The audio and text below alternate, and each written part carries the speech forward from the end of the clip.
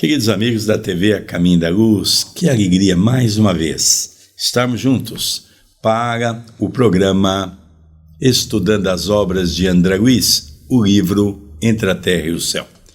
Agradecemos de coração por esse momento abençoado, onde a mensagem do amor vem revelar para todos nós a importância da mudança íntima. Hoje, nós ainda vamos continuar a ver aquele capítulo dos quais Amaro, Zulmira e o filhinho Júlio, o filho, precisa de um atendimento especializado, um problema na garganta, logicamente derivado daquela reencarnação onde ele se suicidou. Nós vamos então ver hoje que exatamente o enfermeiro é o seu maior inimigo.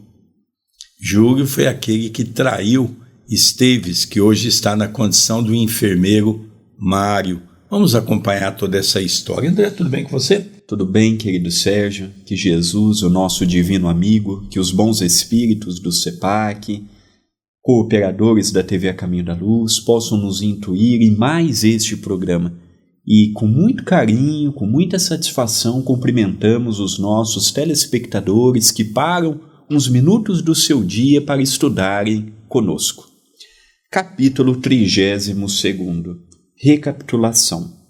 De volta ao hospital, o enfermeiro não encontrou pessoalmente o chefe, que se ausentara, constrangido por serviço urgente, mas recebeu das mãos de velho auxiliar a papeleta de instruções. O rapaz leu a ficha atenciosamente. Um menino perfeitamente caracterizado nas indicações. Atacado de croupe, exigia socorro imediato. De posse do endereço e munindo-se do material imprescindível ao tratamento, Silva rodou no ônibus para a casa de Amaro. Acolhido cortesmente pelo dono da casa, não ocultou a perplexidade que o possuiu de assalto, identificado pelo ferroviário que lhe exprimia gentileza e contentamento na saudação. Tartamudeava alguns monossílabos, desapontado, espantadiço. Então agora nós vamos ver agora que, para a surpresa de Mário Silva, que é o enfermeiro que foi indicado pelo pediatra para cuidar de Júlio. E ele então, vamos relembrar que ele estava na casa de Antonina e foi aplicar uma penicilina naquela pequena Lisbela.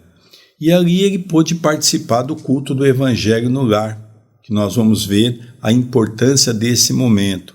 E agora ele está diante daquele que ele considera ser o maior inimigo, porque Amaro havia se consorciado com Zulmira. Zulmira foi sua noiva, eles namoraram desde criança, e ele nunca perdoou Zulmira por ter terminado com ele e em seguida consorciado com Amaro.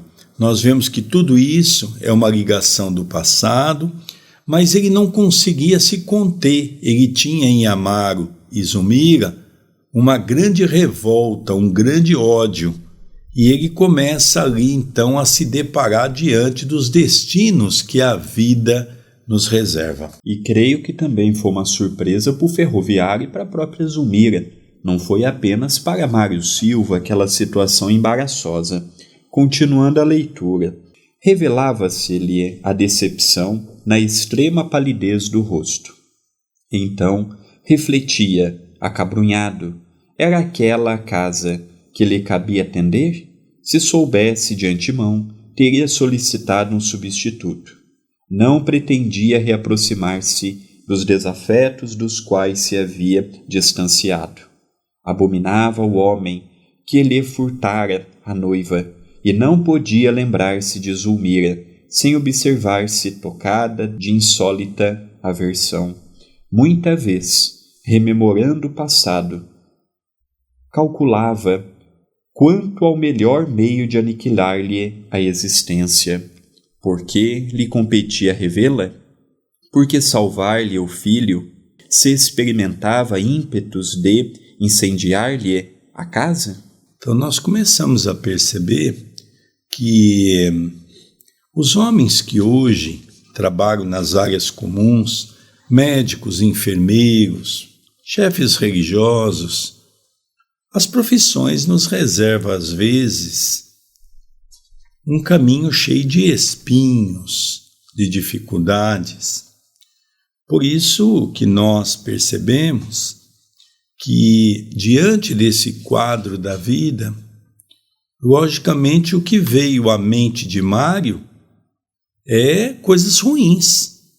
Ou seja, por que eu vou salvar uma criança que está entre a vida e a morte por tratar-se de filho daquelas pessoas que eu odeio? Será que não é hora de eu me vingar? Será que não é hora de eu ter uma postura diferente? Porque ele podia usar a profissão dele para isso. Por isso que no capítulo passado nós alertávamos, olha, veja que a lição do Evangelho ministrada na casa de Antonina, sob a cooperação do ministro Clarencio, vai ajudar e muito Mário nas suas reflexões. Porque ela pergunta diretamente a Antonina, você tem desafeto? Ele diz não, ela diz ainda bem, porque a sua profissão não é para ter desafeto, é para salvar vidas. Então é muito interessante essa colocação. Entretanto, algo interferia em suas reflexões. Antonina e os filhinhos, no culto do Evangelho, tomavam-lhe a tela mental. Parecia-lhe ouvir de novo a palavra meiga e sincera daquela mulher valorosa, repelindo-lhe ao coração. As mãos que curam não podem ferir. Um enfermeiro diligente será, sem dúvida, o irmão de todos. A vida não termina neste mundo. Precisamos desculpar os outros para que os outros nos desculpem. Anotando-lhe a hesitação e propondo-se colocá-lo à vontade, Mário solicitou em voz súplice: entre, Mário, conforta-me reconhecer que receberemos o concurso de um amigo. E, indicando o quarto próximo, acrescentou: Zulmira está lá dentro com o nosso filhinho. Já me entendi com o médico pelo telefone e sei que o Krupp foi positivado. O enfermeiro, impassível, obedeceu maquinalmente. Varou a câmara, perturbado, lívido, quando viu a mulher que amara apaixonadamente, trazendo o pequenino ao colo, registrou súbita vertigem de revolta. Incapaz de controlar-se, sentiu que estranha aflição lhe oprimia o peito. A volúpia da vingança enseguecia-o. Você que está acompanhando pela primeira vez, não esqueça de começar o estudo desde o prefácio que nós temos na página da TV A Caminho da Luz e nós temos desde o prefácio de Emmanuel. Na verdade, nesse exato momento, se encontra Amaro, Mário Silva, Júlio e Zulmira. Os quatro foram os mesmos personagens da Guerra do Paraguai. Mário Esteves, Júlio, o próprio Júlio, e Amaro, Armando. Então nós vemos, Esteves levou para dentro da casa Júlio e Armando. Esteves foi casado com uma mulher muito bonita chamada Lina Flores, que hoje é Zulmira. Lina Flores foi casada com Esteves, que por sua vez traiu Esteves com Júlio, dentro da casa de Esteves. Esteves então foi conversar com Lina, Lina disse que não o amava, casou com ele por uma situação de força maior, queria sair da casa onde estava, e ele então, Esteves, foi embora. Depois nós vemos Júlio se consorciou, poderíamos dizer assim, se uniu a Lina, quando também ficou sabendo que Armando teve um romance com Lina. Nessa situação, Júlio não suportou, Primeiro ele tentou tomar drogas corrosivas, ele afetou a sua garganta, que é o que ele tem problema até hoje, e depois ele contraiu também alguns problemas gástricos. Mas ele foi salvo. Mas ele não se perdoava, ele achava que ela não poderia ter feito isso com ele. E ele foi no Rio Paraguai, tentou o segundo suicídio e conseguiu. Então nós estamos diante de 4 pessoas, que são 4 personagens ligados a um romance na Guerra do Paraguai. Os 3 amigos, que até então eram amigos, e Lina, que era a mulher que foi o pivô de tudo isso. Então nós percebemos que dentro desse quadro, dessas explicações, nós vamos ver que Amaro, lógico que Esteves tinha um pé atrás com Amaro, mas isso se agravou nessa existência quando Amaro, então, se consorcia com Zulmira, que era Lina. Aí a raiva dele, porque ele queria estar com Zulmira, com a Lina. Então nós percebemos que aqui as coisas se complicam um pouco. Vamos acompanhar, agora que você já sabe todo o drama, vamos acompanhar a história desses 4 personagens. Zulmira, pagar-lhe-ia caro a deserção. Pensava de olhos fixos na maternidade dolorosa, que ali se exteriorizava em mortificante padecimento. Contemplou a criancinha que a dispneia agitava e deu curso à incontida animosidade. Tinha a impressão de odiá-la de longa data. Ele próprio se surpreendia, sobressaltado. Como podia detestar assim um inocente com tanta veemência? Mas, acreditando justificar a terrível disposição de espírito com a circunstância de achar-se ali o fruto de uma ligação que lhe era insuportável, não procurou analisar-se. A ideia de que Amaro e a esposa sofreriam irreparavelmente com a morte do Petis acalentou-lhe o duro propósito de desforço.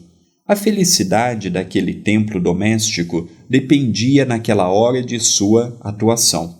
E se cooperasse com a morte, auxiliando aquele rebento enfermiço a desaparecer? A pergunta criminosa transpassou-lhe o pensamento como um estilete de treva. Contudo, a lembrança do culto de oração no lar de Antonina voltava-lhe à cabeça. Então aqui nós começamos a perceber que os pensamentos dele eram pensamentos horríveis, não é?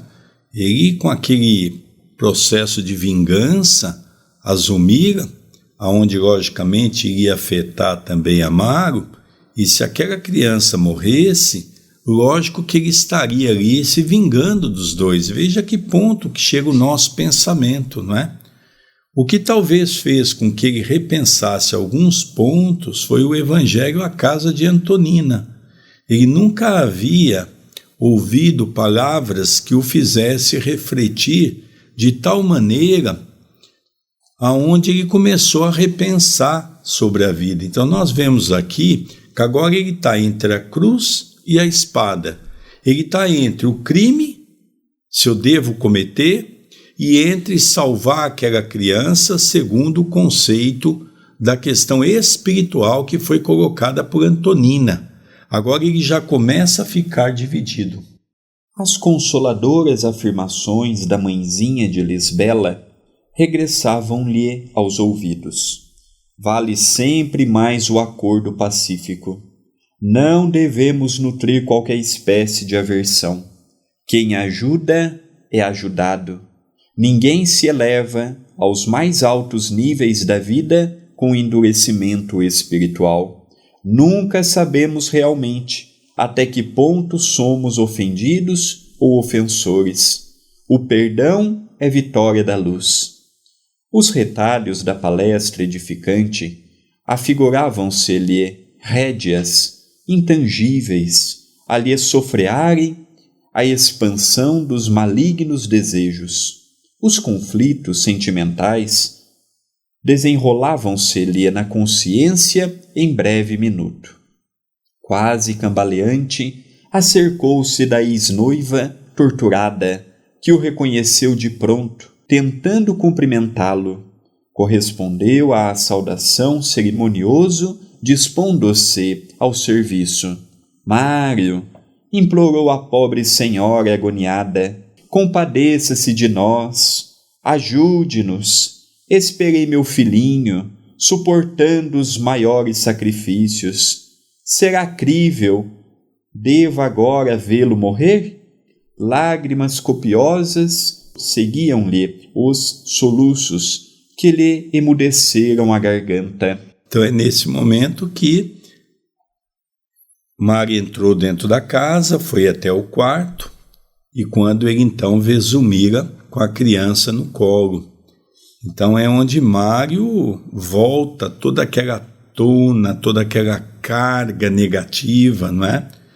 Zulmira fica também espantada de ver Mário à sua frente. Mário também está ali desajeitado, um cumprimenta o outro de forma muito seca, porque, logicamente, Mário iria cumprir as suas funções. Para muitas pessoas, dizem assim: como a vida nos oferece o acaso.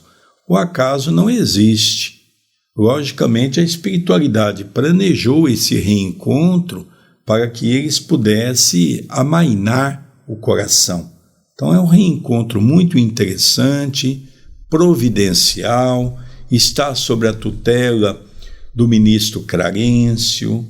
Tudo isso sob a aguante da prece refratária que foi feita por Evelina, que é o pivô central de toda essa história, o espírito que está dando todas as energias positivas para esse reencontro. Nós nunca podemos esquecer disso.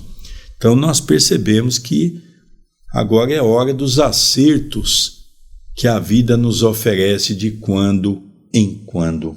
Noutro tempo, qualquer pedido daquela boca lhe impunha inquietação, mas naquele instante, soberana indiferença enrijecia-lhe o espírito. Que lhe importava a dor da mulher que o abandonara? Zulmira rira-se dele anos antes. Não lhe cabia rir-se agora? De semblante rude, recomendou fosse a criança restituída ao leito, e logo após tateou-lhe a sensibilidade. De pensamento martelado pelas ideias recolhidas no estudo evangélico da noite e contido pela suave lembrança de Antonina, buscava refazer-se. Ainda assim, como se carregasse um gênio infernal na própria mente, assinalou as criminosas sugestões que lhe atravessavam o cérebro esfogueado. A ministração de medicamento impróprio, de certo, favoreceria a rápida extinção do enfermo. Júlio encontrava-se à beira da sepultura. Apenas o impeliria a precipitar-se nela sem mais delonga. Todavia, o semblante de Antonina dominava-lhe a memória, exaltando o perdão. Se viesse àquela casa na véspera, considerou consigo mesmo, teria exterminado Petis sem piedade. Recorreria à eutanásia para justificar-se intimamente. Naquela hora, porém, os princípios evangélicos da fraternidade e da conciliação, como pensamentos intrusos, atenazavam-lhe a consciência. Então agora nós vemos, não é? Aquele misto de ódio e aquele misto de tentar compreender a importância do perdão. Vamos relembrar que algumas horas antes ele estava à casa de Antonina, participou do culto do Evangelho. E agora ele mesmo chega a dizer: se eu tivesse vindo aqui antes de ir à casa de Antonina, com certeza eu teria a ideia mais fixa de matar essa criança. Porque eu matando essa criança, deixando ela morrer, eu vou me vingar. Veja como nós ainda, dentro dos pensamentos, ainda temos essa questão. Às vezes não temos coragem de falar para ninguém, mas cada um de nós sabemos o que transita dentro do nosso pensamento. os crimes que nós somos capazes de organizar, não foi o mesmo pensamento que a própria Zulmira, carregando o próprio Júlio, hoje seu filho, quando ele estava com 8 anos de idade, que era filho de Amaro, ela tinha o mesmo pensamento. Ela levou ele para perto do mar, e ela então diz, mas bem que ele podia morrer aí. E ela ficou um pouco distante, poderia ter ficado perto da criança, mas se cumpriu aquilo que tinha que se cumprir, que era o desencarne de Júlio, ou seja, o afogamento. Então nós vemos que o nosso pensamento desequilibrante é um pensamento que a gente não tem ideia o quanto vai nos comprometer no amanhã. Então aqui Mari está com o mesmo sentimento que teve Zulmira quando aquele menino tinha 8 anos, numa existência anterior, que era poucos anos atrás. Esperou silencioso a reação do menino ofegante, e embora assinalasse graves complicações que, certo, deveriam induzi-lo a comunicar-se com o médico responsável, fez a aplicação do soro antidifitérico, desejoso, porém, de vê-lo transformar-se em veneno destruidor. Reparamos que as mãos de Mário expeliam escura substância, mas Clarencio, pousando a destra sobre o pequenino, mantinha-o isolado de semelhantes forças. Então aqui, André, antes de você dar continuidade, nós temos um detalhe muito interessante, tanto no livro No Mundo Maior, que nós estudamos a mente, e agora, nesse livro, Entre a Terra e o Céu, onde também Clarencio vem falar um pouquinho mais da importância da mente, veja, ele estava ali matando aquela criança pelo ensejo do seu próprio íntimo de vingança. Mas nas suas mãos, ele estava fazendo com que a sua mente doentia, pelos pensamentos do ódio, permitisse que uma energia escura envolvesse aquele material que ia ser aplicado nessa criança. Só aí já poderia a criança morrer.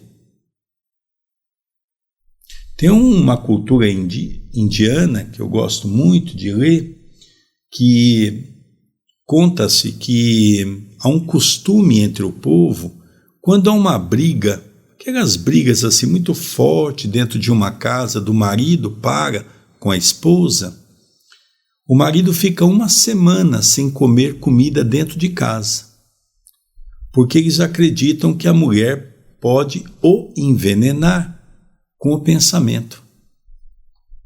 Veja, na verdade eles estão explicando aqui o que nós, do movimento espírita, também estamos aprendendo, que é o nosso poder negativo.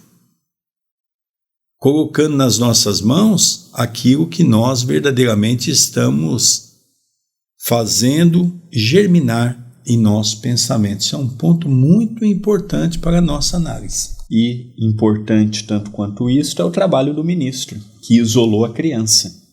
Ele estava soltando esses fluidos negativos, mas Clarencio isolou espiritualmente aquela criança para que não recebesse essas vibrações nocivas do enfermeiro Mário Silva. Esse é um outro ponto também que precisamos realçar. Continua a leitura. Ante o assombro com que observávamos a exteriorização daquele visco enegrecido, nosso instrutor elucidou de boa vontade. São fluidos deletérios do ódio com que Silva inconscientemente procura envolver a infeliz criança. Contudo, as nossas defesas estão funcionando. Odila, que chamara Blandina e Mariana até nós, acompanhava a medicação ansiosamente. Abnegado amigo, dirigiu-se, inquieta, ao nosso orientador. Acredita que Júlio possa recuperar-se? Clarencio, que estabelecera extensa faixa magnética em torno do doentinho, preservando-o contra a influência do visitante, meneou a cabeça e falou paternal. Odila, é tempo de penetrares a verdade. O menino deixará o corpo talvez em breves horas. O futuro dele exige a frustração do presente. Fortalece-te, contudo. A vontade divina expressa na lei que nos rege faz sempre o melhor. Então, até esse presente momento, Odila ela não tinha aquela ideia de todo o quadro que eles estavam acompanhando, como tinha André Luiz, Hilário, Blandina, Mariana, o próprio ministro Clarencio. Ela sabia o que Clarencio julgava ser importante para que ela não viesse a se perturbar. Ela não sabia desse triângulo amoroso envolvendo Amaro, envolvendo Júlio, envolvendo Zulmira, não sabia quem era Esteves, hoje na condição de Mário Silva. Então ela não sabia que esta reencarnação de Júlio seria num tempo curto para ele fechar perante a lei divina o que ele havia feito através do suicídio. Ela não sabia que seria uma reencarnação curta. Ela não sabia que em determinado momento a lei divina convocaria ele novamente a retornar ao plano espiritual para este acerto perante o envenenamento que ele havia cometido. Então ela está ali aflita, como toda mãe espiritual, zelosa pelo seu filho, mesmo entregando ele a Zulmira, ela o tratava como um filho, e agora foi revelado a ela que ele vai desencarnar em algumas horas, que a reencarnação dele era para ter aproximadamente 1 ano, para que ele pudesse fechar esse ciclo reencarnatório envolvendo o suicídio, para que ele pudesse ter uma outra existência com o perispírito limpo daquilo que ele havia cometido no Paraguai. Continua a leitura. E talvez porque nossa irmã, decepcionada, ensaiasse nova perquirição, o devotado condutor pediu-lhe calmo: não indagues agora, saberás mais tarde. Júlio reclama assistência, vigilância, carinho. A interlocutora recompôs a expressão fisionômica, denunciando humildade e disciplina. O enfermeiro fitava o pequeno, qual se estivesse a hipnotizá-lo para a morte, observando-lhe as contrações faciais. Os genitores fixavam igualmente a criança em tremenda expectativa. Em dado instante, Júlio estremeceu, empalidecendo. Descontrolara-se-lhe o coração. Examinando-lhe o pulso, Silva, agora aterrado, procurou os olhos de Amaro, aflito, e solicitou em voz menos dura: convém a presença imediata do nosso facultativo. Receio um choque anafilático de consequências fatais. Zulmira deixou escapar um grito rouco, sendo socorrida pela carinhosa Evelina, enquanto o ferroviário se despejava porta fora em busca do pediatra. Minutos longos de espera foram vividos no quarto estreito. 1 hora escoou, vagarosa e terrível. Preocupado, o médico auscultou a criança e, logo após, convidou o pai, desolado, a entendimento mais íntimo, anunciando: surgiu o colapso irremediável. Infelizmente, é o fim. Se o Senhor tem fé religiosa, confiemos o caso a Deus. Agora, somente a concessão divina. Então aqui nós percebemos, né? Eu fico imaginando como é difícil para um médico, uma pessoa da área de saúde, até nós mesmos, familiares, quando temos que dar uma notícia que a pessoa está no seu fim. Porque nós ainda temos uma visão muito estreita do que é a vida e do que é a morte. Então nós vemos aqui esse momento pela qual Mário também se vê na condição do enfermeiro, onde a criança está morrendo nas suas mãos. Afinal de contas, foi ele que ministrou toda aquela medicação. Mário tinha o propósito até de querer matar aquela criança, mas ele não fez isso. não houve uma forma. Ele emitia uns pensamentos negativos de ódio, e aquilo, logicamente, de uma maneira escura, aquelas energias foram passando para a medicação, e só não foi fatal porque Clarencio interviu, aplicando um passe e eliminando os resultados daquele medicamento. Mas o medicamento, logicamente, poderia dar duas situações: ou a criança reagiria para o campo do bem, ou a criança reagiria até mesmo comprometendo com a morte. Foi exatamente o que aconteceu. E o pediatra diz ao pai: olha, Amaro, não sei se você tem fé, se você tiver alguma crença, reze. É a única forma, porque a criança está entre a vida e a morte. E aqui nós vamos ver que Mário Silva vai padecer do remorso. Mesmo sentimento de culpa que Zulmira sentiu quando Júlio morreu afogado. Tanto Júlio naquela condição quanto Júlio agora, chegou o momento. Zulmira e Mário Silva foram quem estava próximo dele, mas ele ia desencarnar de qualquer forma. Mas aqui nós vamos ver quando nós desejamos algo para alguém, e aquilo por vias naturais ocorre. Nós vamos ver o sentimento de culpa engendrado agora em Mário Silva. Amaro, consternado, baixou a cabeça e nada respondeu. O pediatra trocou ideias com Silva, que se fizera muito pálido, e deu-lhe instruções, recomendando-lhe, ao despedir-se, permanecesse com o pequenino por mais algumas horas. Um sedativo administrado em Zulmira compeliu-a ao repouso. Júlio, em coma, respirava dificilmente. Enquanto isso, a noite avançava. A madrugada, agora lavada pelo vento leve, permitia ver o céu povoado de cintilantes constelações. Reparando que a mulher e a filha descansavam, Amaro encaminhou-se para a janela próxima, como quem procurava consolo, no seio agasalhante da noite, e começou a chorar em silêncio. Ao lado da criancinha agonizante, o enfermeiro observava-lhe a atitude sofredora e humilde, reconhecendo-se tocado no imo d'alma. Por que lutara contra semelhante inimigo? Pensava em si mesmado.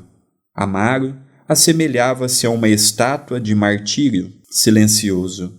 Estava ali cabisbaixo e vencido, no lar modesto em que era um homem de bem, devotado à retidão. De certo, já havia amargado muito, o rosto sulcado de rugas precoces que lhe detinham o pranto.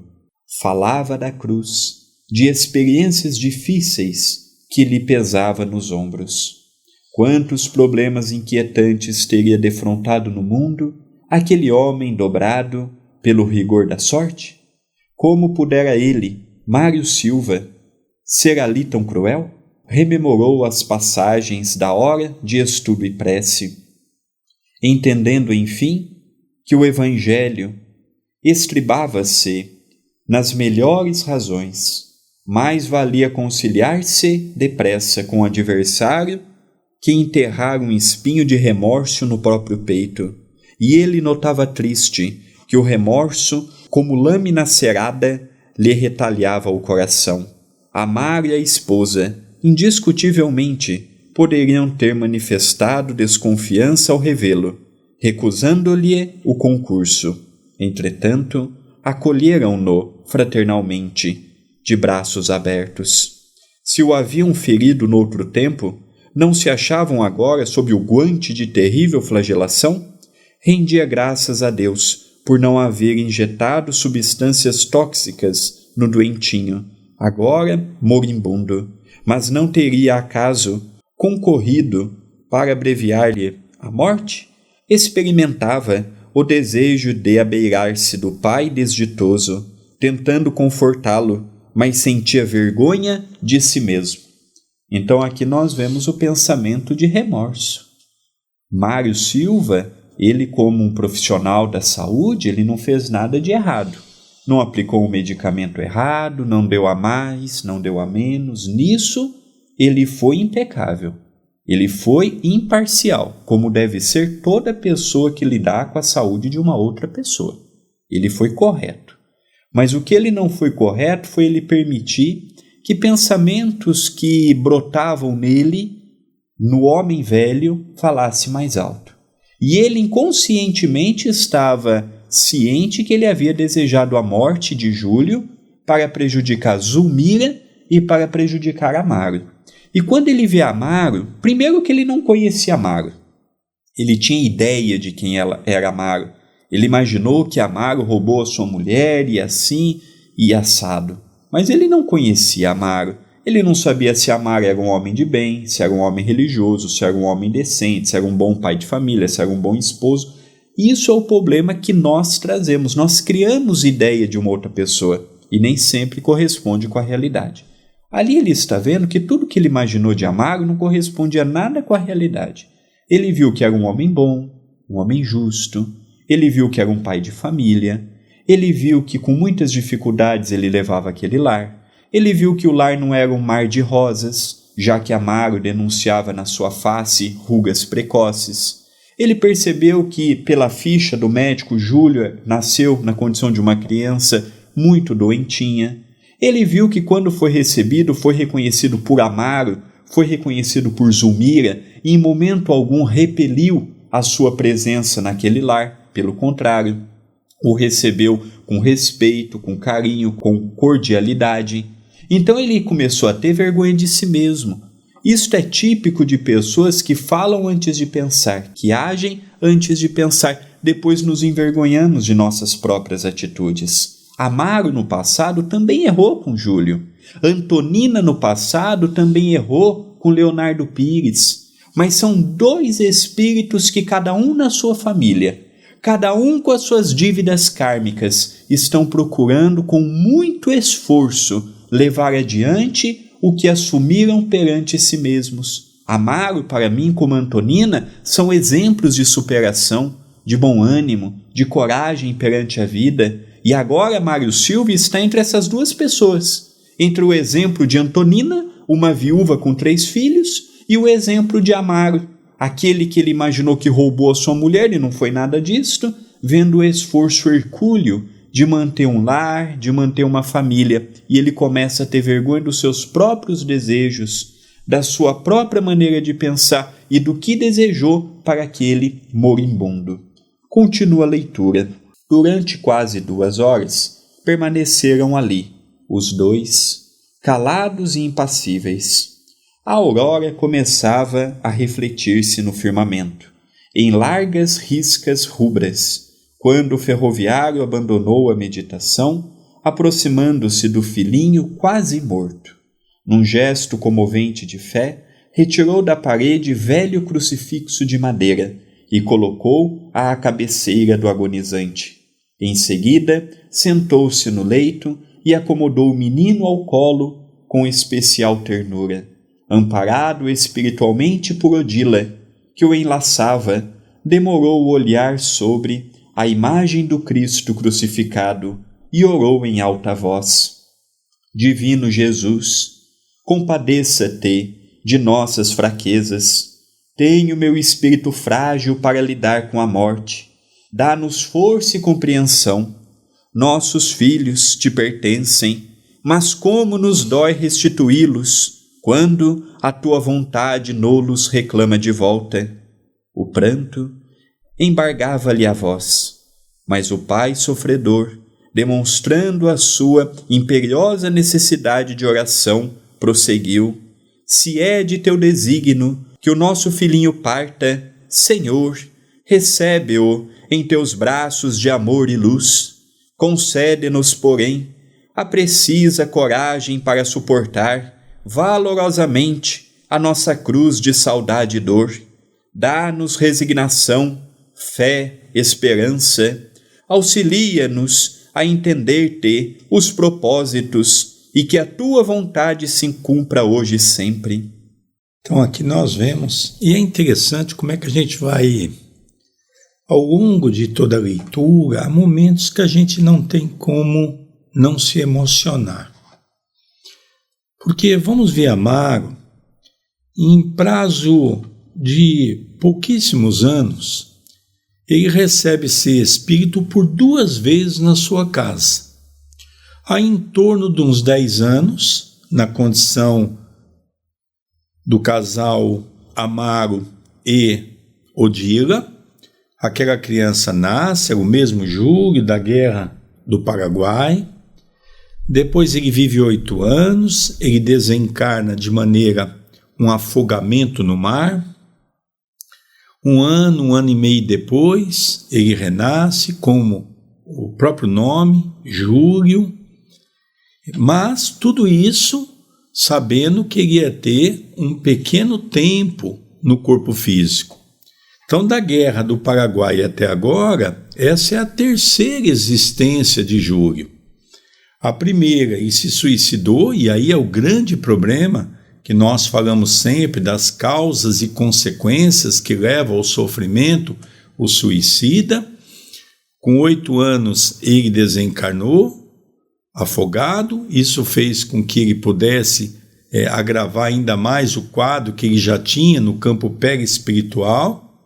E agora ele reencarna para compor o seu órgão perispiritual. Nós já vimos que tanto Zulmira, no momento da gestação, ela vai recompondo psiquicamente, com os elementos e com o alimento do seu próprio corpo, a constituição da garganta dessa criança, onde ela também ficou mais de 1 semana de cama na gravidez, onde ela teve o problema da amígdala, e também, logo em seguida, quando ela melhora, ela tem aquele problema gástrico sério, que também teve que fazer um tratamento, e logicamente, de uma maneira de uma simbiose, ela estava passando pela recomposição e auxiliando o corpo físico de Júlio.